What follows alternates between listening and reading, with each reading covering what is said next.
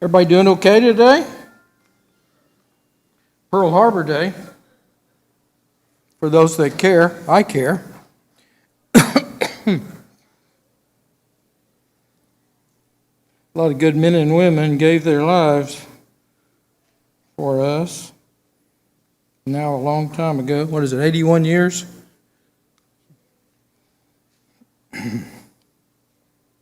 Okay, if you get your Bible out, I'll turn this off, maybe. Did I turn it off? I did.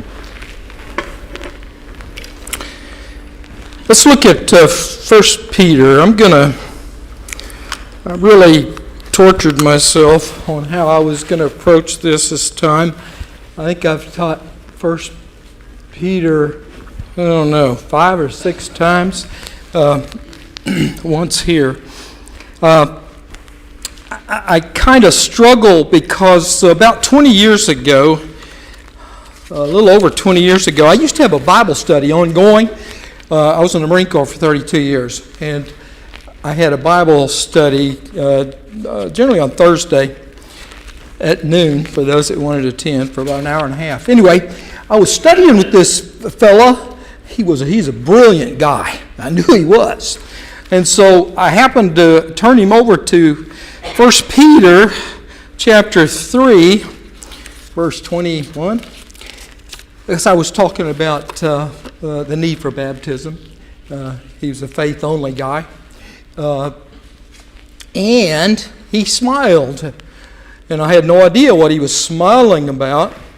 And then he finally said to me, after I had talked for a while without any response, he said, you know that 1 Peter shouldn't be in the Bible. It's not written by Peter, and everybody who's smart knows that. Which I guess that meant I wasn't very smart, which might have been the case. So, and he proceeded to tell me all the reasons why that it wasn't in the Bible. Well, it shouldn't have been in the Bible.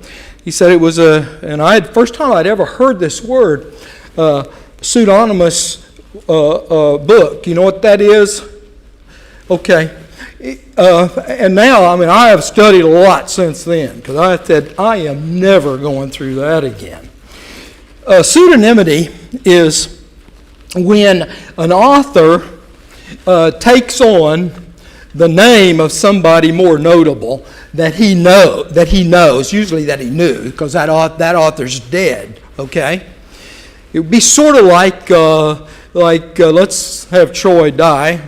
Okay, he's dead, and I'm one of his followers, and so then I write you a letter, and I say from Troy, because I kind of know what he would want to say to you about some problem. Well, that's what that's about. It did happen. There are a number of letters that didn't make it into the Bible that are done that way.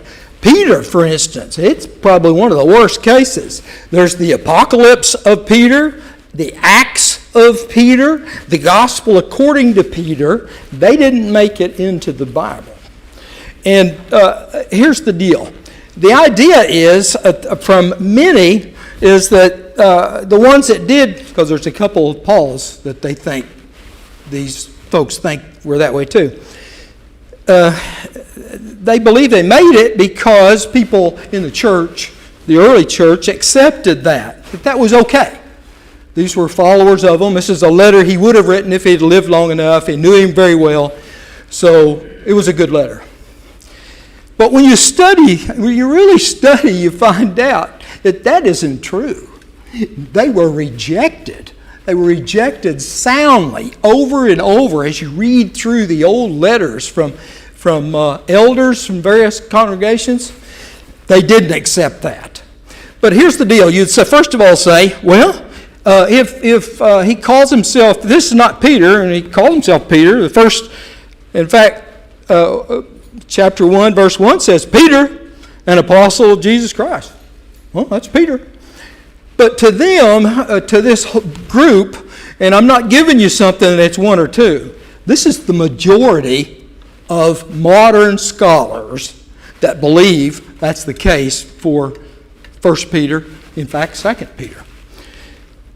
But what they say is that, well, everybody knows it. They knew it, so it wasn't a lie. you see. It was because everybody knew it. Everybody knew this was not Peter. It's a close comrade of Peter. Okay, so I know that probably, has anybody in the room had that trouble at all or thought about that? Probably not. And seeing the churches of Christ, it's just not there. It wasn't for me 21 years ago. Okay, well, we're going to talk about that because I want to make sure that if you ever get into that situation, that you can talk meaningfully about it, okay? So that you're not caught flat-footed, because there's good reason to believe it's not a book that was written by someone else in Peter's name. So I'm going to give you this evening some context, probably more context than you want. But then next week, Lord willing, we'll get into a verse by verse on 1 Peter, okay? So stay with me.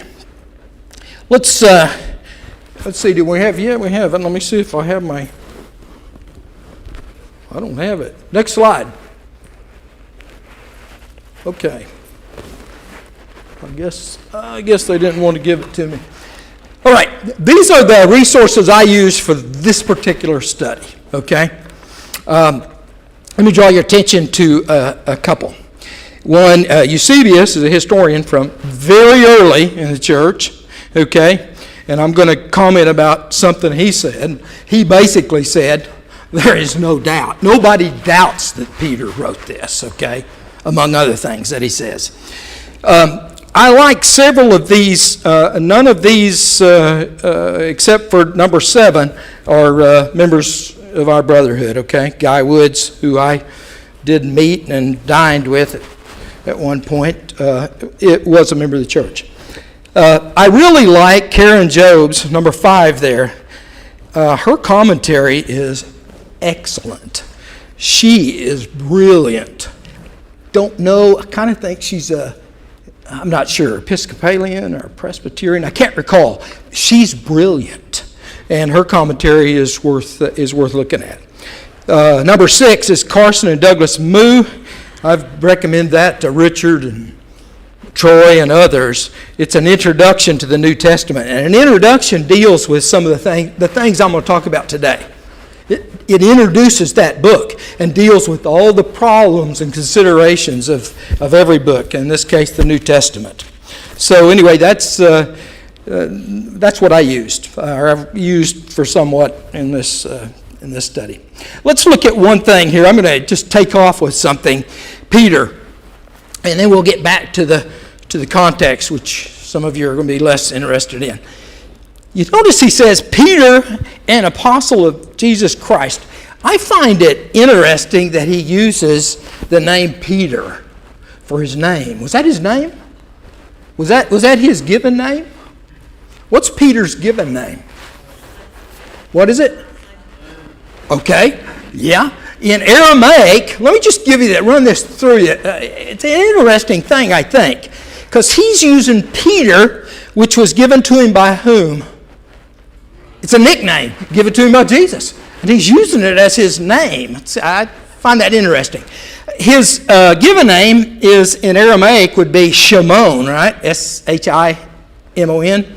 Shimon, which means to listen or to hear. Shimon. The Greek translation of Shimon is, remember, when you translate a name to a different language, you're trying to get the sound of the name, right? And so it translates two ways in Greek. One is Simon.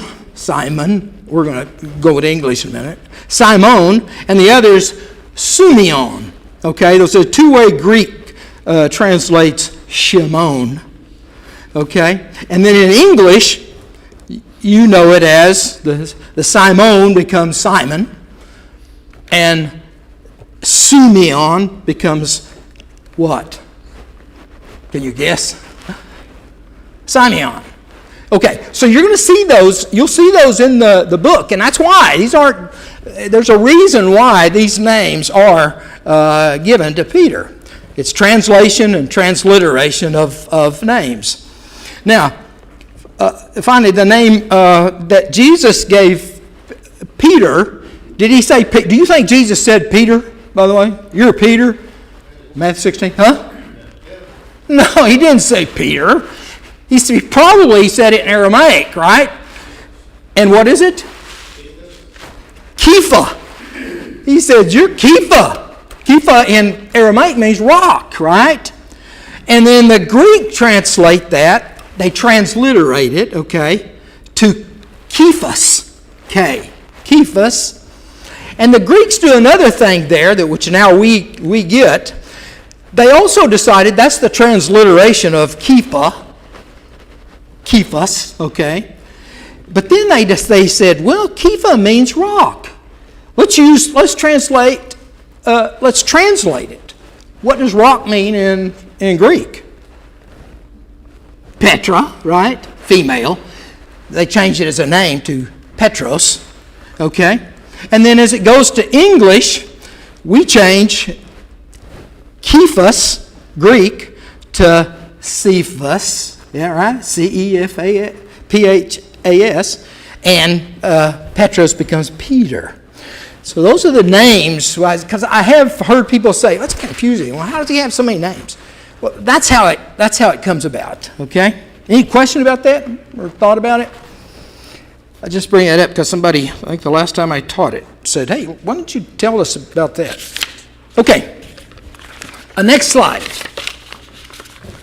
Let me hit a few things here before I get into that context of the book. These are keywords. I'm a keyword guy.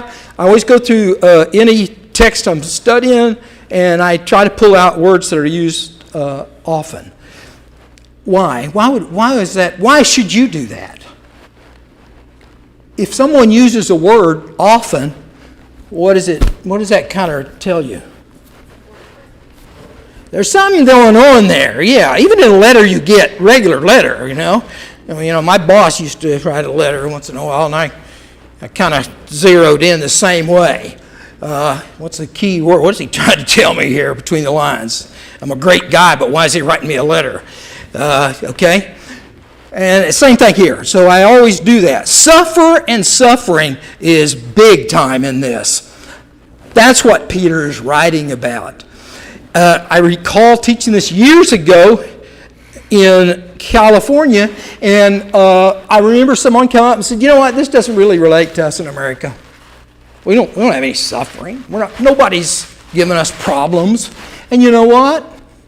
That was pretty much true, right? Think about it. I'm a little bit afraid now that we may approach the time when 1 Peter is going to become important to us. Did you know it's hate speech to say things about homosexuals? Did you know that? In some states, they really are bearing down on it. There could be a time when the church will suffer for that if we do it, or we give up and don't do it. So suffering may be coming to us, even though it hasn't been. I've been all over the world, and there's some suffering going on in some other places. And some of you, particularly the military, but some of the missionaries also will know that it's not like it has been in America and much of the world. Okay, people suffer for being Christians. I've told this before. 2 times I was, I'll call it an arrest. I was taken into custody because I had a Bible on me. Once in Djibouti, okay, which is in Africa, and the other time in Saudi Arabia. Now, because I was in the Marine Corps and an officer, I was in Djibouti. I had to stay overnight. Missed an airplane. They made me sit in a little office, and I had to wait, and I didn't know what was going to go on because they were really talking bad, and they were carrying their Kalashnikov rifles, and that was a little frightening. Saudi Arabia, not quite so much, but there's suffering that goes on. There are places where you can't truly be a free Christian. Next slide. Okay, let me paint this key verse. It's my key verse, okay? You may have another one, and that's great. So mine is verse 7, chapter 1. So that the genuineness of your faith, more valuable than gold that is passing away, but is tested by fire, may be found to result in praise and glory and honor at the revelation of Jesus Christ. By the way, what is the revelation of Jesus Christ? I think in the key words, they used it, 3 times?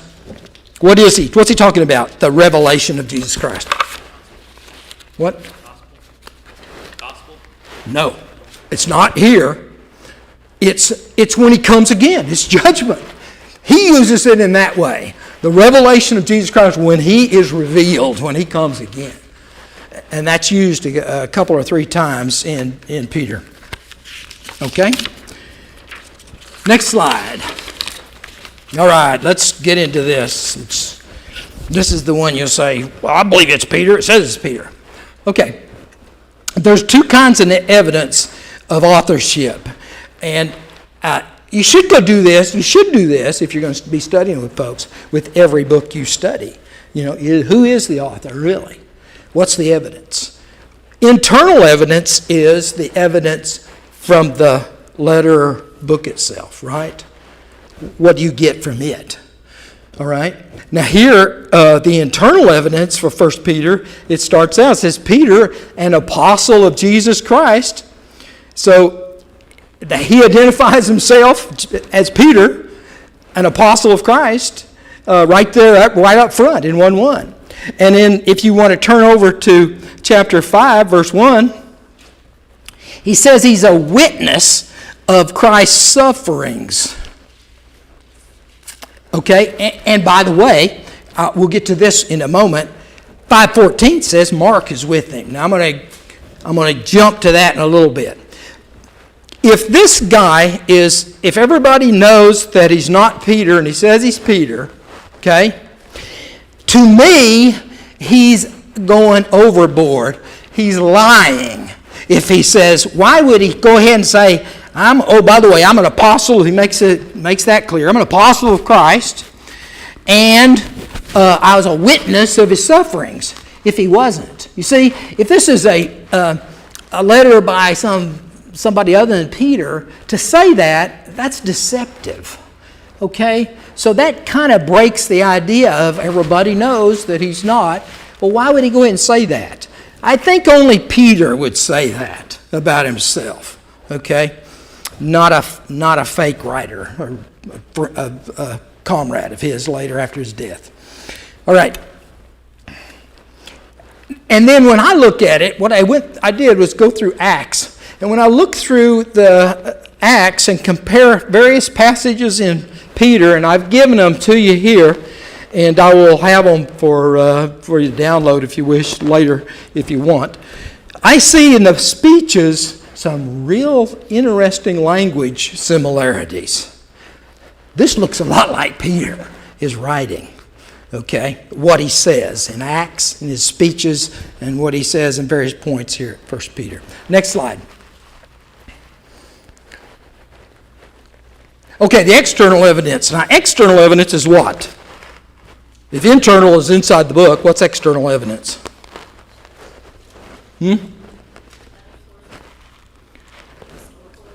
That's right. What's outside the Bible? What do we know? What have people said about it? Was it accepted? When was it accepted as Peter's letter? Okay. Listen, when you look at it, it is so confirming. I looked through about 500 years of writings, and everyone insisted this was written by Peter. In fact, just for your information, all the smart guys and gals who have decided it's not, they didn't decide that it wasn't Peter until the 1800s. Now, that's a long time for people to be convinced it's Peter. And all of a sudden, in the 1800s, and I'm going to tell you why in just a moment, that they've made that decision.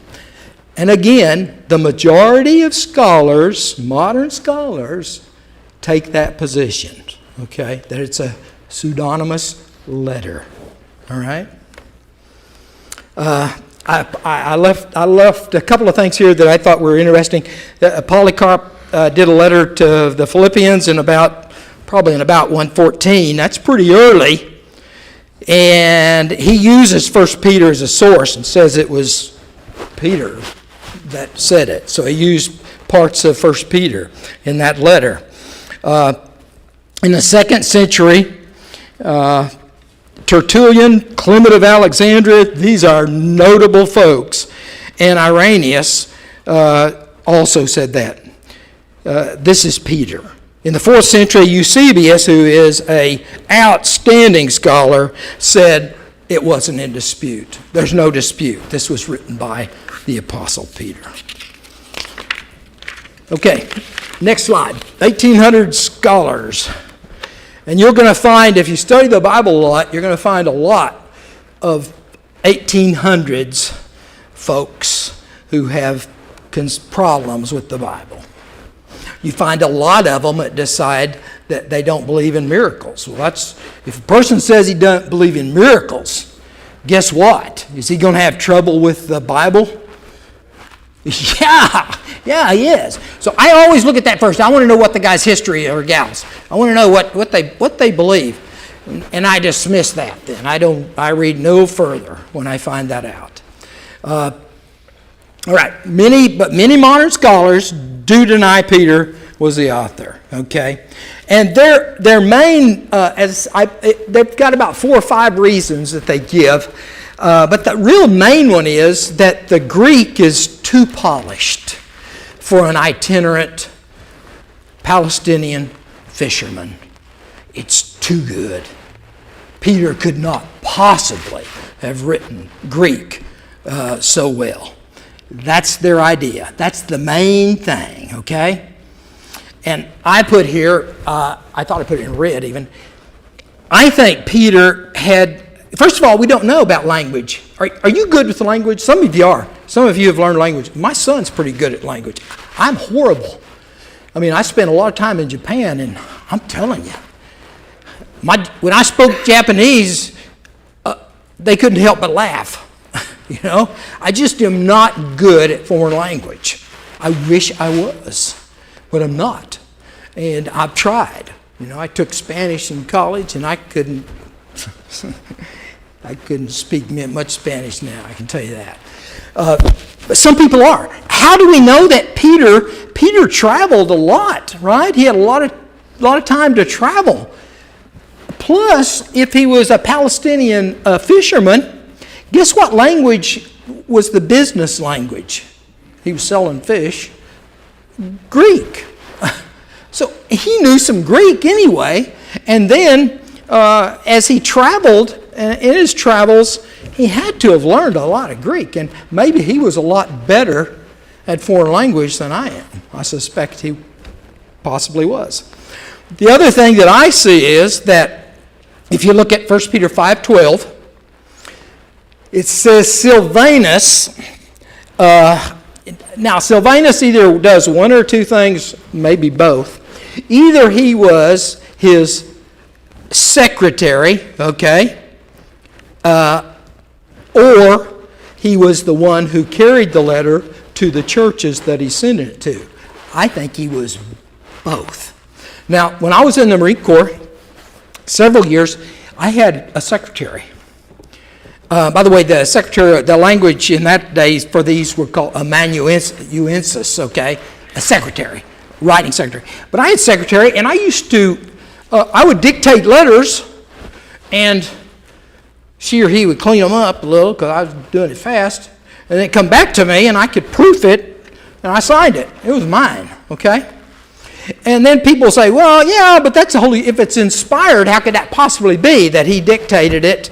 And in this case, Silvanus polished the Greek, because maybe Silvanus was excellent in Greek.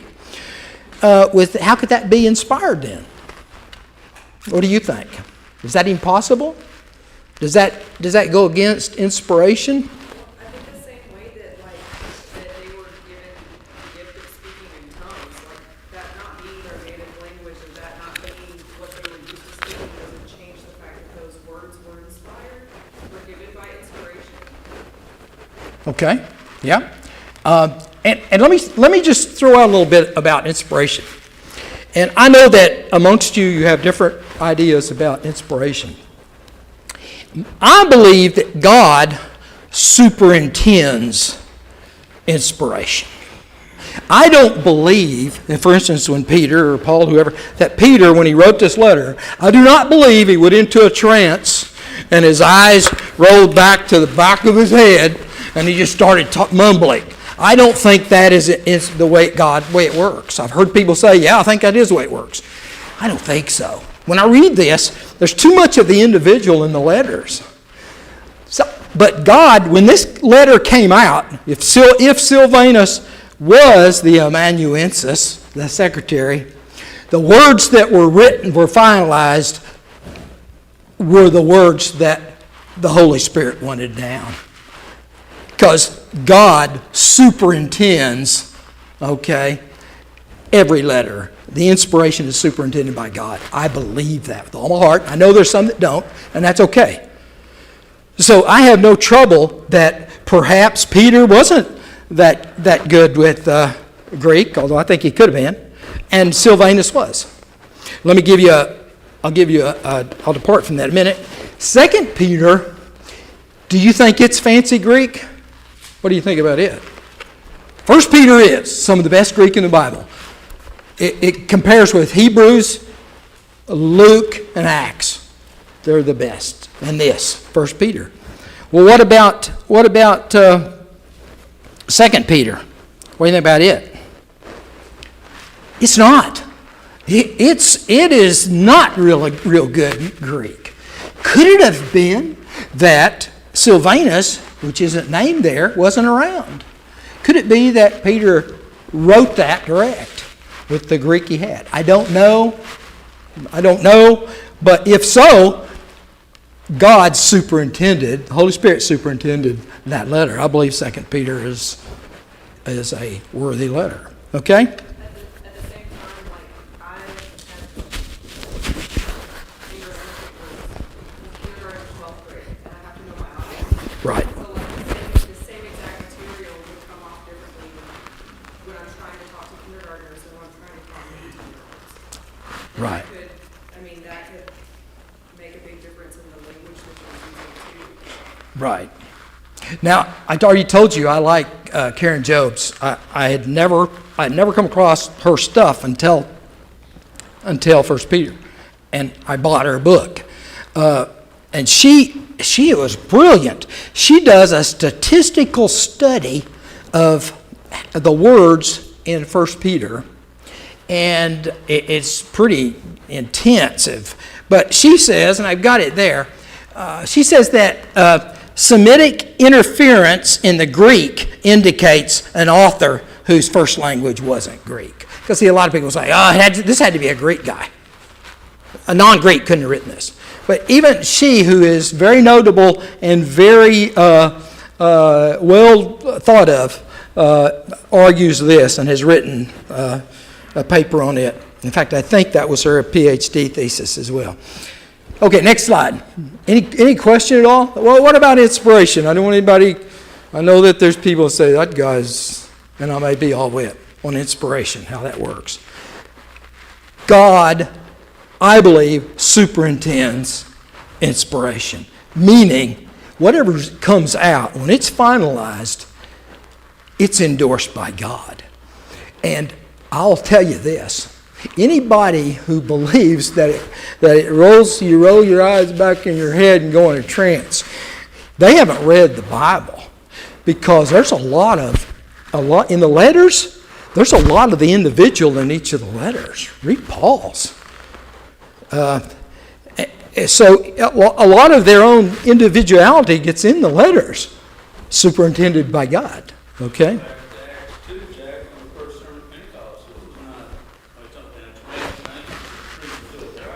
Right. That's right. Next, no, we already got it. I'll leave that one there. Okay. Okay, this is, I do love their book as well. They got that introduction book I told you about, Carson and Moo. And they're very notable. These are notable people, okay, notable scholars. And so let me read that to you. Here's what they say. And they quote a guy named I. Howard Marshall, who is now dead, but what a scholar he was. He was a truly great scholar. He says, the case against Petrine authorship is therefore not at all a strong one. We agree with I. Howard Marshall that if there ever was a weak case for pseudonymity, surely it is in respect to this letter. Only the issue of language stands in the way of authenticity. And this problem is far outweighed by the problem of thinking that a pseudonymous, I get fouled on that one sometimes, letter would have been written and accepted in the early church. By the way, what are some of the items? I'm going to give you a couple of the others. One of the scholars makes a big deal and said, I think he's copying Paul. Whoever would do this is a copy of Paul. He didn't get this himself. I mean, that's the kind of stuff you get out of these 1800s scholars, okay? Scholars. Next slide.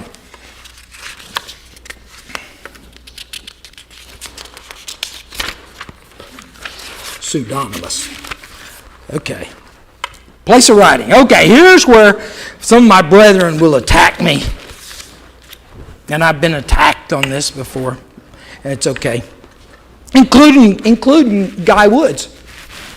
He doesn't agree with this at all. You know, I'm going to tell you why I think I'm right, and why I think some of our brotherhood thinks it's not. And I'm telling you I could be wrong. Okay? It says where was it written from? What does the letter say? In 5:13 he says what? She who is in Babylon, chosen with you. So he's in Babylon, huh? Right? That's what it says. True? Okay. So some say it says Babylon, so that's it. That's enough for me. It's Babylon. And I believe, I wasn't going to put this here, but this is my belief. In the brotherhood, particularly, I believe that they want to say it's not Rome for one main reason. They reject the Pappus, the Roman Catholic idea that Peter was what? First pope. And so if they can get him out of Rome, he can't be. So that's one mark against the Catholics. Again, I know, I mean, there are brilliant brothers, a lot of education, good guys, great gospel preachers, including Guy Woods, who makes that argument. However, when you study that, when you study Babylon and Rome, first of all, historic Babylon was I've been there, I've flown over in a helicopter, it's still in ruins. It was in ruins. I mean, at the time that this is written, it was in ruins, and there's no historical record of Peter being there, and then no historical record of the church being there. Not in historic Babylon. Okay? Again, in ruins. There's no evidence. And then the only other place that was called Babylon by name is south, and I've been here, south part of Cairo, which was a Roman colony was there, a Roman legion was there. And that was called Babylon. There's no evidence that a Christian mission's ever been there. Okay? Now, next slide. Okay, so why do I think it's Rome? And again, lots of folks more people think it's Rome than some place Babylon, okay? But for whatever. You don't have to believe it because of that. All right. I think that Babylon is a metaphorical reference to Rome. Now, remember, Peter is largely on the run. Look at Acts 12. In Acts 12, remember he's put in prison. He goes to Mark's mom's house. Knocks at the gate. They think he's an angel of Peter. And Peter says, I got some words you need to give James because I'm leaving. I've got to leave because he's going to be killed, okay? So he left. All right, he's on the run largely. Now, he's been in Jerusalem before, but he's been on the run.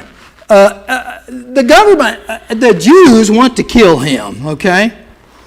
So, Jewish writers, I found many cases where the Jewish writers used the word Babylon for any corrupt nation. If it's a corrupt nation, they'd say it's Babylon, okay? So I know it's been used more than one time, several times, but different places. So, again, some very notable brethren who I respect say it's Rome, and that's it. But when you take a look at a couple of other things, for instance, remember I told you that Mark, he says Mark's with him in 1 Peter 5:13. Read that.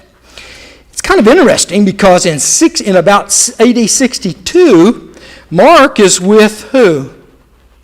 Paul in Rome. Colossians 4:10. So Babylon, ancient Babylon, historic Babylon is over 4,000 miles by air from Rome, okay? Long ways. So did Mark, really? Is that what happened? I just don't think so. Okay, and then this is interesting. I found this in a historical writing. Eusebius states from Papias, okay, who was a elder in the church in Hierapolis, which is close to Colossae, in AD, he was there AD 60-something to about 130, that in this letter, okay, that's pretty close. That's a guy that probably should be listened to. He says that Peter wrote the letter from where? From Rome. From Rome. I'm going to think that Papias probably knew better than some of our people today. That's what I think. He's an elder in the church in Hierapolis. Okay? Next slide.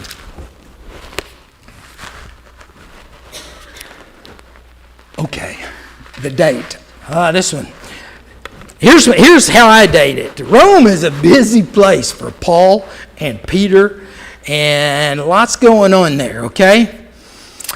First of all, Peter is not in Rome in AD 57, because I don't think, because that's when Paul writes the letter to Rome.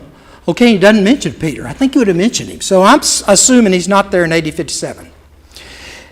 There's a strong tradition, and this is pretty wide, that Peter and Paul were executed in Rome by Nero. Okay?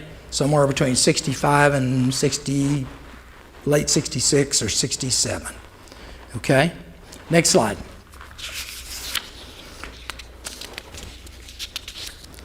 Okay, here I'm going to walk you through the evidence that I see for the date. When was Peter there? Okay, Paul was in prison in Rome in custody, 60-62 AD. We've been through that, okay? And these letters that he sent, 4 letters, he never mentions Peter. I think he would have mentioned Peter. I just think he would. So I don't think Peter was there then. Luke says nothing about Peter in Acts, at the end of Acts, when he's talking about that Paul's been put in custody in Rome. I don't think Peter's there. So I think it's unlikely that Peter was there early. Okay, next slide.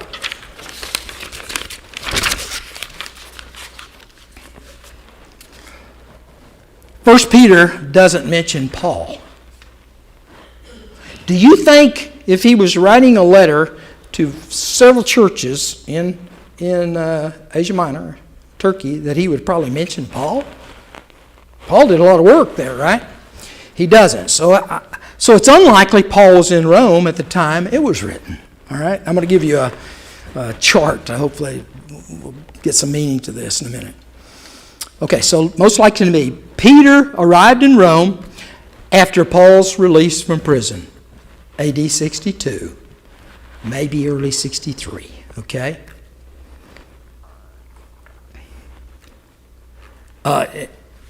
Make sure I had the right slide, do I? Yes, I do. Okay. And he wrote 1 Peter before Paul was again arrested, which is probably around 66-ish, okay? So he writes 1 Peter, and then he departs. Peter departs. Now, why does he depart Rome? Why would he depart Rome? He has stuff to do, right? His things to do. He has a family also back in Palestine. You know that, right? He has a wife and kids somewhere. So I don't know what he was doing, but he left, okay? So let's throw up the next slide and we'll kind of be done with this. And again, you take it or leave it. There's my slide on it. Okay, Paul was released, late 62. He leaves Rome. Now, many think that he went to Spain briefly, and there's a lot of legends about that. I don't know where he went east. I know he went east because I can read 2 Timothy and I see that he did go east. Okay, Peter arrives 62. He writes 1 Peter. He writes, now this is where I have a really struggle. I don't know. Peter wrote 2 Peter late 63. He may not. He may have written that after he came back. Okay? But I'll put that there for now. Peter leaves Rome in 63 to 64. Paul's arrested in 65 or 66, right? Hebrews was probably written during that vacuum when Peter and Paul were both gone from Rome. All right? Is that way too complicated? Yes. All right. I believe Peter and Paul were killed in Rome. 67, early 68. Now, when was Rome set on fire by Nero? This 60s was a tough period. In July of 64, Nero, we believe, set Rome on fire so he could build, right? You can't build in a city that's chock block unless you tear stuff down. So, but he blamed it on who? The Christians. And so they started suffering mightily after sometime in 64, okay? And then Nero dies in June of 68. Is forced to kill himself. All right. So, what does that say? I believe strongly that Peter was in Rome when he wrote the letters, when he wrote both letters. Okay? Again, many in our brotherhood I respect strongly believe he was not. Okay? All right, next slide. Okay. And in this letter, when we start reading the letter, I'll point out a couple of these things.